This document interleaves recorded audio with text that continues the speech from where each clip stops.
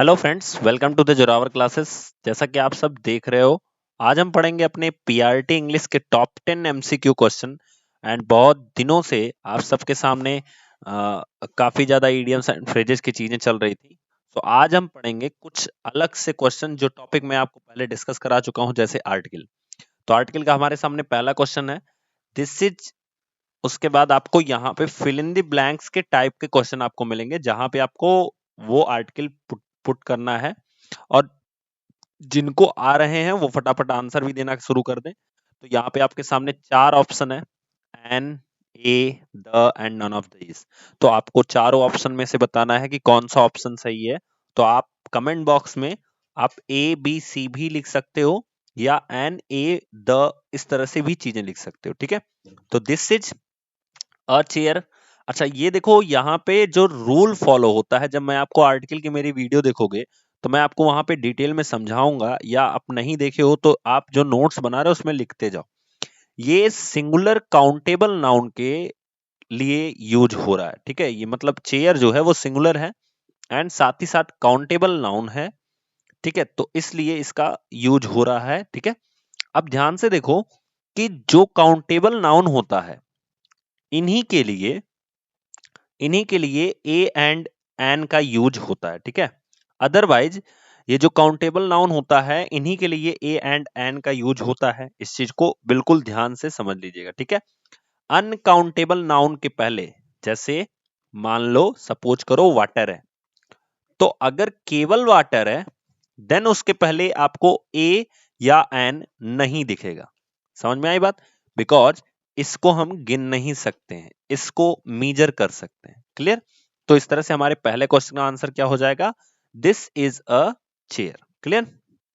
आगे देखते हैं, दिस इज। अब यहाँ पे आपको ऑप्शन दिया गया है। नंबर फर्स्ट ए है, द है, एन है एंड नन ऑफ दीज है। तो इसको आपको बताना है यहाँ पे हम क्या पुट करेंगे। तो दिस इज। अब इसके बाद आपको बताना है, तो देखो यहाँ पे अम्ब्रेला है। अब बात आती है प्रोनाउंसिएशन की, ध्यान से समझना। प्रोनाउंसिएशन का मतलब है कि, ध्यान से देखिएगा, प्रोनाउंसिएशन से मेरा ये मतलब है कि आप किसी चीज के उच्चारण में अगर आपके हिंदी के स्वर आ रहे हैं, बिल्कुल ध्यान से समझिएगा।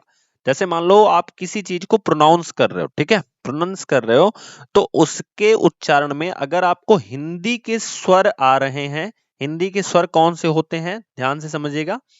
इंग्लिश के ए ई आई ओ यू से नहीं मतलब होता है, ए ई आई ओ यू से बिल्कुल मतलब नहीं होता है। बिकॉज ये, अब कहोगे सर ये दिया क्यों होता है? बिकॉज इन्होंने बताया है कि इंग्लिश के जो वॉवेल होते हैं, इनके प्रोनाउंसिएशन में जो चीजें आती है उनके पहले एन लगता है। ठीक है, देखो दो केस है, ए और एन का। अब एन तब लगता है जब स्वरों से मतलब हो, ठीक है, यानी वॉवेल से मतलब हो। और ए लगता है जब आपके कॉन्सोनेंट से मतलब हो, यानी व्यंजन से मतलब हो। ठीक है, तो ऐसी कंडीशन में हिंदी के स्वरों को हम देखते हैं, जिसमें आता है आपका अ आ इ ई, इस तरह से जो स्वर आते हैं, अगर उनका उच्चारण वहां से हो रहा है, देन हम उसके पहले एन लगाते हैं। क्लियर हुआ? जैसे देखो यहाँ पे क्या लिखा गया, अम्ब्रेला। अगर आप इसे हिंदी में लिखोगे तो कुछ इस तरह से लिखोगे, अम्ब्रेला। किस तरह से लिखोगे? अम्ब्रेला। तो इसके प्रोनाउंसिएशन में आप क्या देख रहे हो? आ रहा है।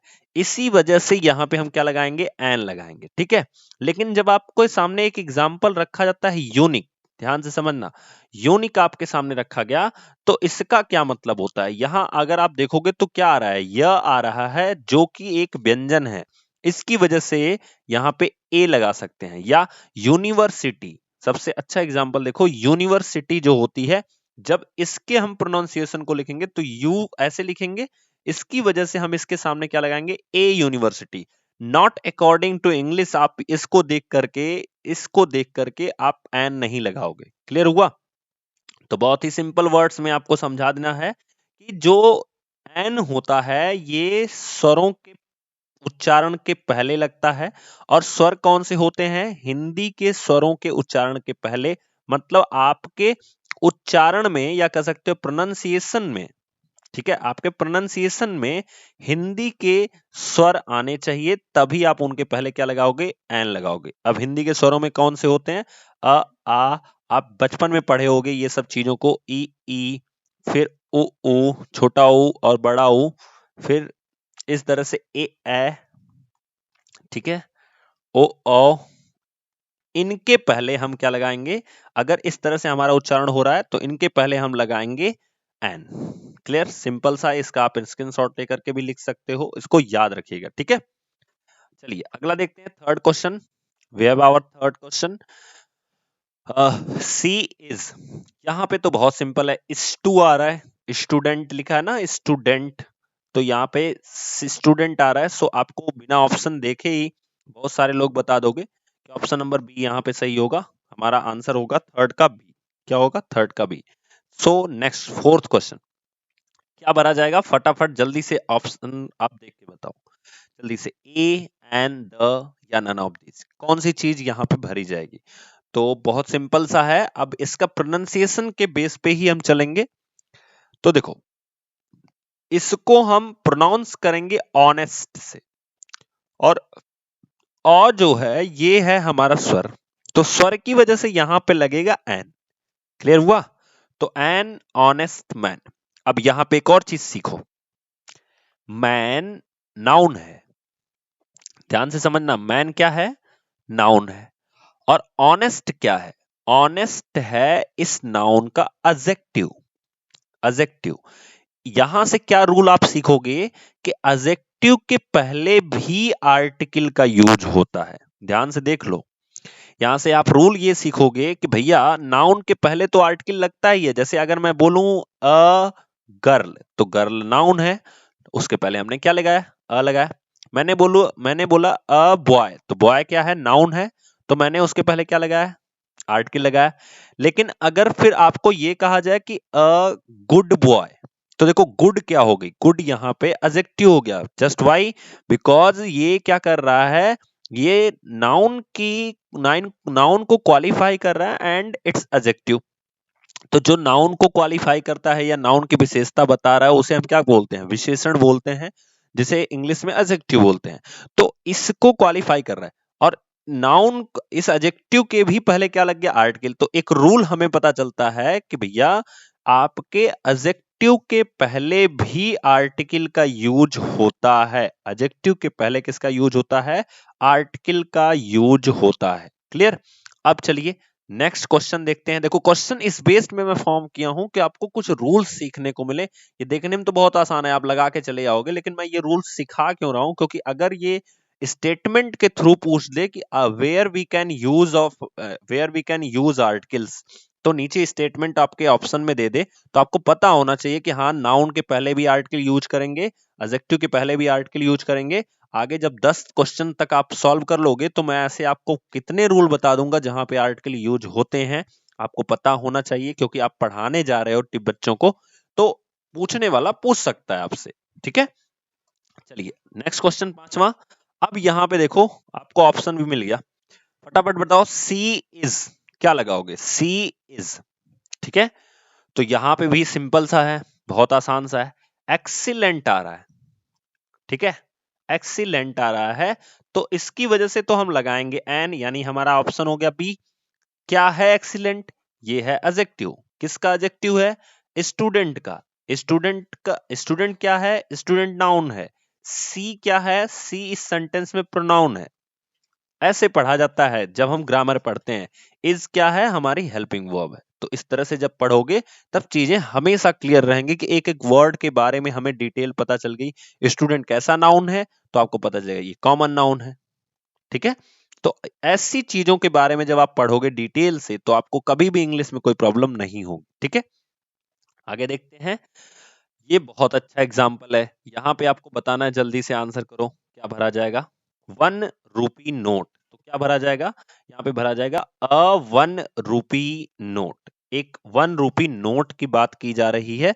अब देखो यहाँ पे भी आप जो देख रहे हैं, यहाँ पे आपको क्या लिखा गया है, 1 रुपी नोट या अ डजन, इस तरह की चीजें आती हैं जहां पे हम चीजों का कह सकते हो आर्टिकल का यूज करते हैं। क्लियर हुआ, तो यहाँ पे हम भरेंगे अ 1 रुपी। क्यों अ भर रहे हैं, ध्यान से देखो, यहाँ पे प्रोनाउंसिएशन क्या हो रहा है, व आ रहा है, वन आ रहा है, भले ही यहाँ पे ओ है, लेकिन प्रोनाउंसिएशन में व आ रहा है, जो कि हिंदी का क्या है, हिंदी का व्यंजन है। तो सोचो आपको इंग्लिश पास कराने में हिंदी कितनी मदद कर रही है, ठीक है, इसलिए हिंदी भी आपको अच्छे से आनी चाहिए, ठीक है।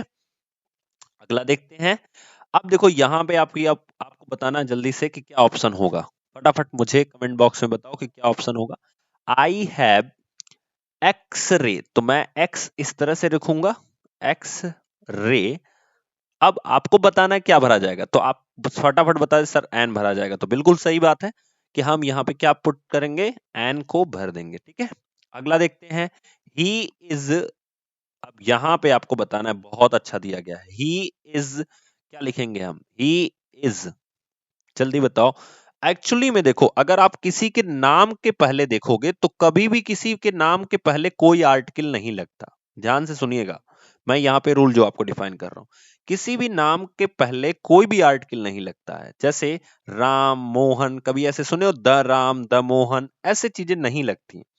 लेकिन जब उस नाम को, ध्यान से सुनना, उस नाम को as a common noun use किया जाए, कॉमन नाउन यूज किया जाए, जैसे घर में बोला जाता है ना, बहुत 30 मार खा हुए हो, तो भैया 30 मार खा किसी का नाम रहा था, लेकिन अब उसकी प्रॉपर्टी को डिफाइन किया जा रहा है। जैसे घर में बोला जाता है, बहुत सारे ऐसे लोग होते हैं, अपने दोस्तों में बोलते हैं खली हुए हो क्या, तो खली की प्रॉपर्टी को डिफाइन कर रहे हैं, यानी कि देख रहे हैं कि हाँ उसके अंदर भी बहुत ज्यादा क्या है, फोर्स, सॉरी, कह सकते हो कि उसके अंदर भी बहुत ज्यादा पावर है। तो इस वजह से हम कह सकते हैं कि तो उसको हम खली के नाम से इंट्रोड्यूस कर रहे हैं। तो जब कोई कॉमन नाउन की तरह किसी प्रॉपर नाउन को यूज किया जाता है, तो ऐसी कंडीशन में हम वहां पे क्या लगाते हैं, वहां पे हम द लगाते हैं। क्या लगाते हैं, द लगाते हैं। क्लियर, चलिए अगला देखते हैं। सॉरी, द नहीं, मतलब आर्टिकल का यूज करते हैं जब हम किसी चीज को यूज करते हैं, ठीक है। तो यहाँ पे हमारा ऑप्शन में क्या लग जाएगा, he is the Ram of modern, he is the Ram of modern India. चलिए आगे देखते हैं। अब यहाँ पे क्या लगेगा, यहाँ पे देखो, जब किसी भी आंदोलन की बात होती है, किसी भी मूवमेंट की बात होती है, तो उसके पहले भी हम द का यूज करते हैं। तो नोट कर लो, the quit India Movement, Bharat छोड़ो आंदोलन, ठीक है। तो हमारा ऑप्शन कौन सा सही हो जाएगा, तो हमारा ऑप्शन सही हो जाएगा C number, the quit India movement. आगे देखते हैं next question and the last question of today. तो यहाँ पे भी अब आपको यूनाइटेड नेशन के बारे में दिया गया, द यूएनओ, ठीक है। तो नेम ऑफ यूनियंस, जहां भी नेम ऑफ यूनियंस होता है, उसके पहले भी हम किस चीज का यूज करते हैं, द का यूज करते हैं, ठीक है। और जो लोग हमारे साथ पहली बार जुड़े हैं, वो फटाफट इस व्हाट्सएप नंबर पे अपना नाम और मैसेज कर, नाम और जिस पोस्ट के लिए प्रिपरेशन कर रहे हैं उसको मैसेज कर दें, जिससे उनको time to time notifications provide होती रहें। एंड थैंक यू दोस्तों, आई होप आपको ये सारी चीजें समझ में आई होंगी। नेक्स्ट वीडियो में मैं इससे भी अच्छे आर्टिकल्स को लेके आने की कोशिश करूंगा, एंड इसी तरह से आपके पूरी ग्रामर की प्रैक्टिस सीरीज में बना रहा हूं, और उस पे हम लोग अब प्रैक्टिस भी करेंगे, ठीक है। साथ साथ अपना ईडियम्स फ्रेज पढ़ते रहेंगे। रेडी रहिएगा फ्राइडे के टेस्ट के लिए, जो भी आपको 4 दिन पढ़ाया जाएगा वो आपको देना, ठीक है। Thank you.